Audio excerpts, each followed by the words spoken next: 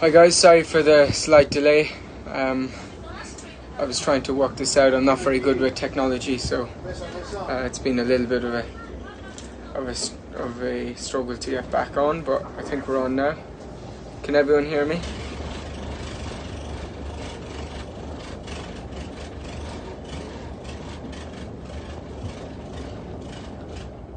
Hi everyone, can you hear me? I think you should be able to. Can I have thumbs up if you can hear me? Hi, I'm not very good with this Facebook Live. I'm trying hard there. Good morning. Morning everyone. I hope you're enjoying Doncaster this week, and obviously Irish Champions weekend at Leopardstown.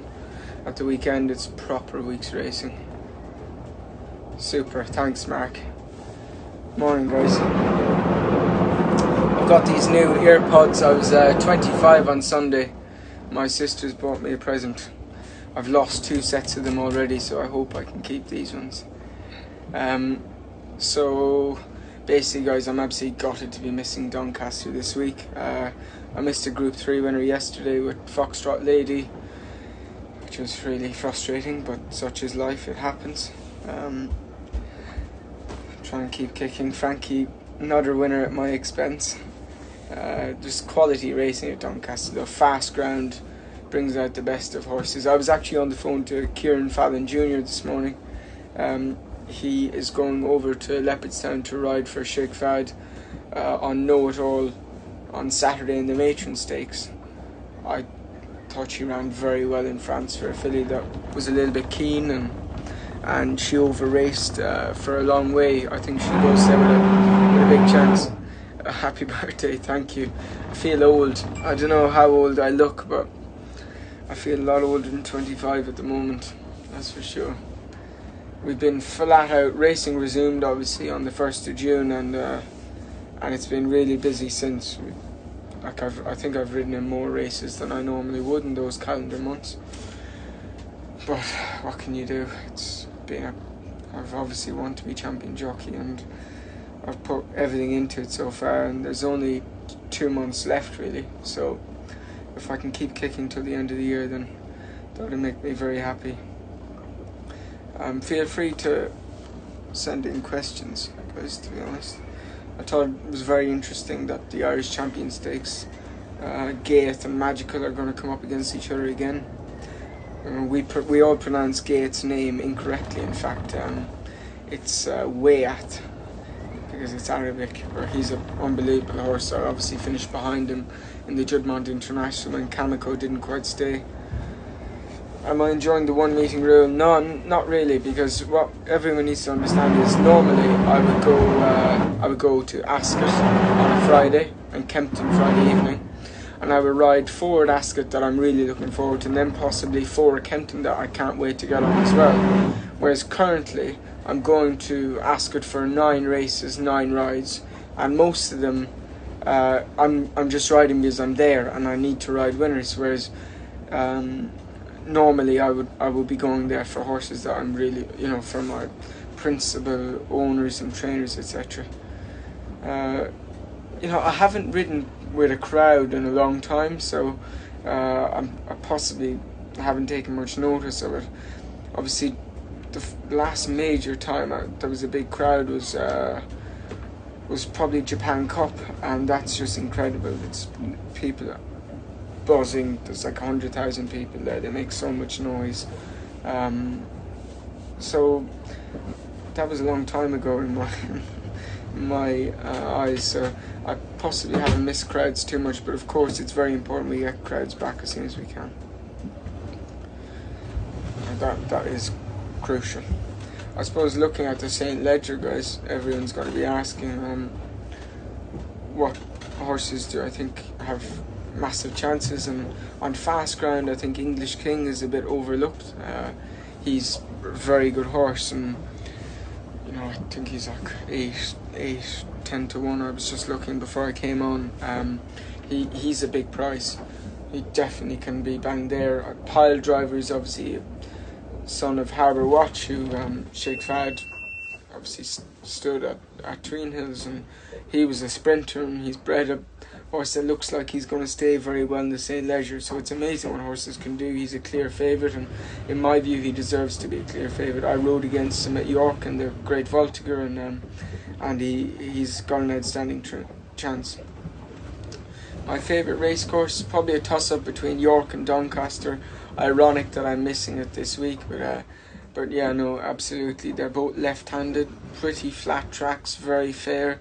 I'd like to think I ride with plenty of confidence there, and yeah, it's a cool place. Obviously I miss the crowds with the Guineas. It was my first British Classic winner, and I'd love to have been there. I'm literally off the south coast of England.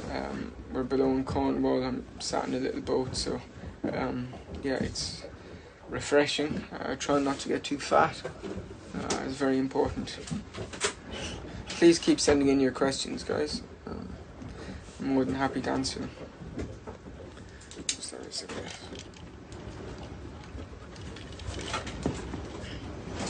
In other news, I suppose I found this championship very tiring. But I've been doing my best, but Tom Marquand and William Buick have definitely kept tabs on me. They're both about 24, 25 behind, and I think if I can go into the end of this month, although it's going to be quite difficult, but I'll be doing my utmost. If I can finish September 25 in front, then it's going to be quite difficult for them to catch me, because obviously we've got French trips, Breeders' Cup, maybe Melbourne Cup, all those things on the horizon. So yeah, I'm pretty hopeful that I can retain the title. Yeah, well, I'm from Killarney, County Kerry in Southern Ireland. It's very beautiful, very rural. There isn't a lot going on down there, but I think it's good for anyone. Rob, I wish it was gin and tonic. It's lemonade. I miss the company of my other fellow jockey friends, particularly James Doyle and Sylvester D'Souza. We've got partitions between us. We can't even see each other in the weighing room now, which is a little bit difficult. So yeah, it's frustrating. I am a Racing to School ambassador. I think it's fantastic that it's very important, but also fantastic that I have the opportunity to enable young people to go racing, put on jockey silks, famous horses, like you can put on Juddmonte and pretend you're riding Frankel, or Qatar, pretend you're riding Roaring Lion. So that's very important to me. I suppose I grew up in the middle of nowhere in the countryside, and I was lucky enough to go for riding lessons from the age of 4 to 7, and then my father bought my first pony when I was 4, and it carried on from there. By the time I was 14, I had about 10 ponies, which obviously I was very lucky to have the opportunity. And then I started riding out for my uncle Jim Cullity, and then Tommy Stack, and after that Aidan O'Brien. And at 17 I was sent to England, which was possibly the best move I've made in my short career. I went to Andrew Balding's, and I was champion apprentice for him. And then I remember he sat me down in the office and he said, "Oh, Qatar Racing would like to give you the job as second jockey. I think you should take it." And everything spiraled from there. Which horse? You'll be interested to hear this one, maybe. A filly called Alcohol Free. I hope I can get back on her in the Cheveley Park. She was second with Rob Hornby the other day, and I thought she ran a very good race. She was still quite babyish, but she's got a high level of ability, and I'm a big fan of No Nay Never fillies. No Nay Never colts are a little bit more difficult in my view, but the fillies, we've had a few good ones now, so... Good morning, Jerry. I know Macroom well. You've got to go through Macroom to get from Killarney to Cork. So, and Fran, I'm just trying to read your message here, but it's quite long, so there can't I see or hear you. I was going to ask you about winning the Ebor Cup. Fran, I hope you can manage, because can anyone else hear me? Can you give me a thumbs up if you can hear me, guys? Please.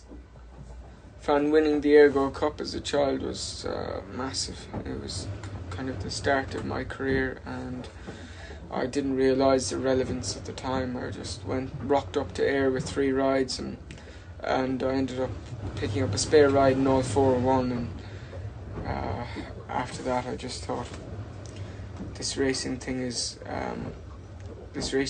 easy. And then a couple of months later, when I lost my claim, I realised that it's not that simple. It's actually very difficult, and I had to really graft and work hard. But I've been fortunate to link up with the best trainers and the best owners, and I'm in a good position now, I hope. And, if I can get another 10 years at the level I'm at, I always feel, and I want to portray the message that I won't ride any longer than I feel I can be at the level I'm at now. I want to be riding in all the big races and making the right decisions in races. Then I'm very happy with that. I think jockeys are very fortunate to have. We've got nutritionists, mental health people. I don't know what you call them because I haven't used them, but the best of doctors. We've got lots of people on our side who are willing to, give us their time and help us through the good and bad times. And I remember my mother telling me before I ever wanted to be a jockey, she said, for every high there's going to be a massive low.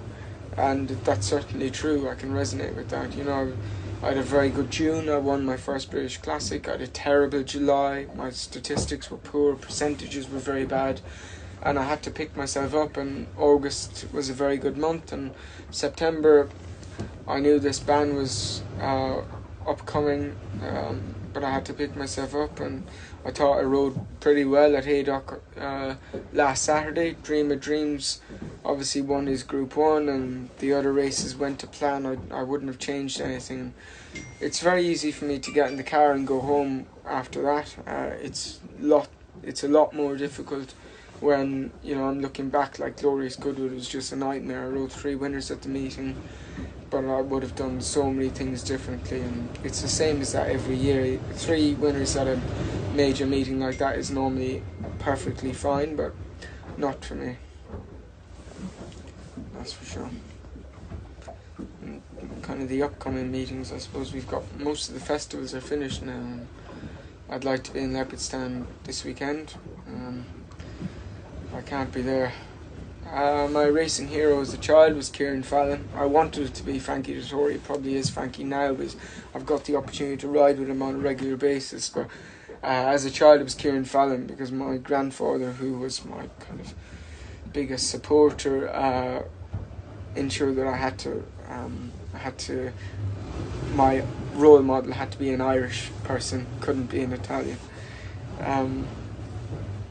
Yeah, Paul, it's interesting you asked me, will I eventually become a trainer? I always wanted to as a child, but I realised from having close relationships with the likes of Joe Chewett and Sylvester Kirk and people like that, if you're going to do it at a 30 to 50 horse scale, it's quite difficult. Firstly, to make it pay. Secondly, you work very hard. You've got to get those well-bred horses in is difficult, but Joe and I have had fantastic success, and he's trained group winners, and we won an Ebor together, and I hope I can ride in many more winners, but it's certainly on the forefront of my mind. What achievement am I most proud of? I suppose the champion jockey thing last year, because I went 20 behind. I failed a breathalyzer at Salisbury. I thought my career was over for about a week, and I didn't ride a winner for 10 days in a championship season. That's not really something you want to be doing, and I had to pick myself up, and I thought the mental strength I had to show was apparent to everyone, and particularly my family. I think they're very proud.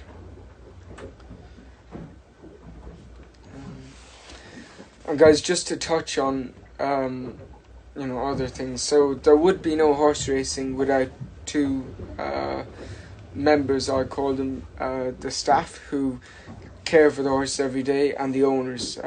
Jockeys and trainers were replaceable, but the people at the forefront of making racing happen on a daily basis are those 2 groups of people. So I admire you greatly, and I led up many times as a child for my uncle Jim Cullity, and obviously as an apprentice for Andrew. And it's hard work. You walk that horse for a half an hour before it runs, and then half an hour afterwards as well. So it's very, very important.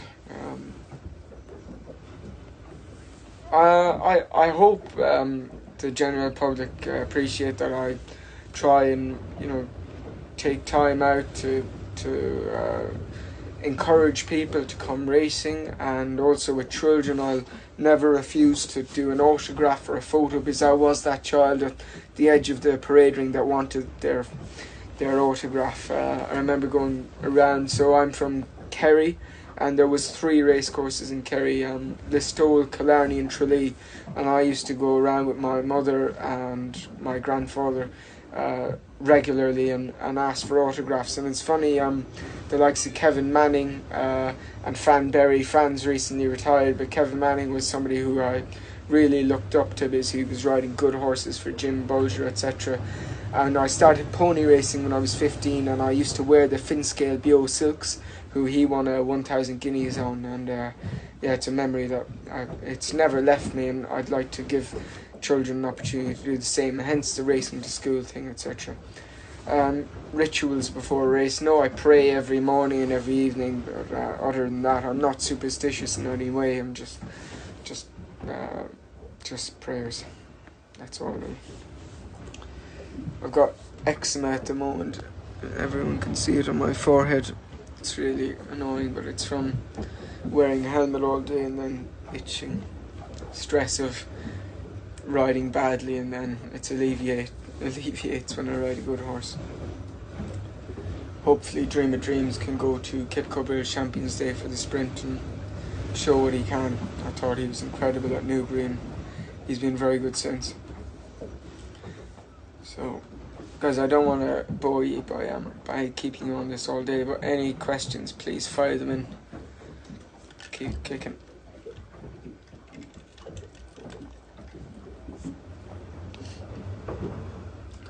I'm surprised you can't hear the sea. I'm actually on a boat here, but I can hear it's pretty loud.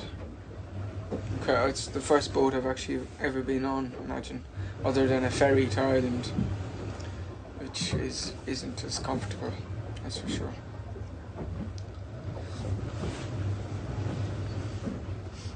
Well, if no one has any more questions, I'll probably say bye and catch you all later. I do. Oh, I'm getting questions now. I watch racing replays every evening, whether I believe I've ridden badly or not, because I just need to have a mental note on every horse, and obviously I get a feel off each horse, and I'll remember what I felt went right or wrong, or what their attributes were. But it's helpful for me to watch everything over as well. Which horses am I going to miss riding? Well, obviously the Learjet. I'd have ridden Foxtrot Lady yesterday in the Group 3. Aidan would have given me a couple in the Ledger if I didn't go to Ireland on Saturday. So I've missed quite a bit. It's normally a very good meeting for me.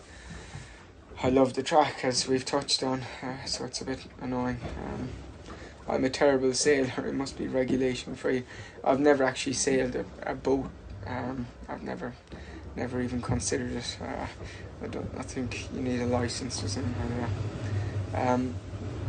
My Japan 5-timer, I've actually ridden 8 winners in one day in Japan. I rode 14 over a weekend. I take a lot of pride in that, because I'm very much on my own. There's a language barrier, so I have to decide how I'm going to ride the horses myself, do my own form. But I get a huge kick out of it. The prize money is obviously very high, but my expenses are incredibly high. I've got to pay for flights, accommodation, all my travel, an agent and interpreter. They're both on 10%. So when you guys think I've earned a fortune, actually I haven't, unfortunately. But it's a cool place, and the best of horses. They buy the best of pedigrees here, and they breed them to their stallions. So hopefully I can keep going back to Japan for many years. My number one kind of hobby, although I don't get to participate in it is show jumping. There's a Nations Cup in Athens in Germany today and tomorrow, and when I get off the phone from this, I'll be speaking, or I'll be watching that. I think show jumping is the most incredible sport. The horses jump huge fences. The riders are incredibly talented, and many of them are my friends, and that's what I would have done or tried to do. I'm not sure if I would have been successful if I wasn't a jockey. I'm also a Chelsea fan, and I'm friendly with a couple of the players, and a lot of the Spanish players are interested in horse racing, so yeah, it's all cool. Yes, don't worry, my mother keeps me in check all the time. She will ensure that I never get too big for my boots. I don't go to a gym except when I'm in Japan, because I've got to be about 8 stone 5, so as you look at me now, I'm about 8 stone 11. So to lose 6 and 7 pounds every week isn't easy, but it's worth it when I get to ride top horses. In England, I run when I have to lose weight, but I very rarely visit Oaksey House, whereas friends of mine like Charlie Bishop and Rob Hornby, etc., go all the time. What advice have I been given? That's a brilliant question. Davy Russell told me as a child, closed mouth catches no flies, so basically only speak when you have to. Don't know if I currently follow those rules. I'm probably a little bit outspoken, but there I go. Or there you go. Yeah, I rode ponies and show jumping for Ireland as a child. I did a home pony international. That's what I focused my attentions on for probably the first 7 or 8 years of my riding career, if that makes sense. No, I've never been. Well, I hunted in Ireland as a child with Duhallow, but I haven't been in more than 15 years. Maybe another time. And just touching on the show jumping thing again, guys, I'd love to compete as a competitive amateur at like a low level, but where I could, be in a chance of winning in the near future, whether that be 5 or 10 years time. Racing welfare have just asked me. I don't think I'll ever be good enough to get to a level where I wanted to be as a child. I wanted to jump in the Olympics for Ireland, etc. That was my dream, but my friends are good enough to do that, the likes of Richard Howley and Michael Duffy, and Marcus Aining is my favourite rider of all time, so I'll keep watching out for them. My pastime, I don't have one. I like to eat out. I've got to be very careful, but I'm a big fan of seafood, and we've got lots of good restaurants close to where I live in Lambourne. The Plough and the Pheasant and the Queen's, and the George is always good for a drink, so we're very fortunate where I live. Apologies about the song, guys. So if that's everyone, I'm gonna kick on. Thanks very much for watching me, and hopefully we'll do one of these again soon, and take care. We'll do an Irish, so Frankie would do ciao, I'll do Slán Óáilíre. Have a good day, everyone. Take care.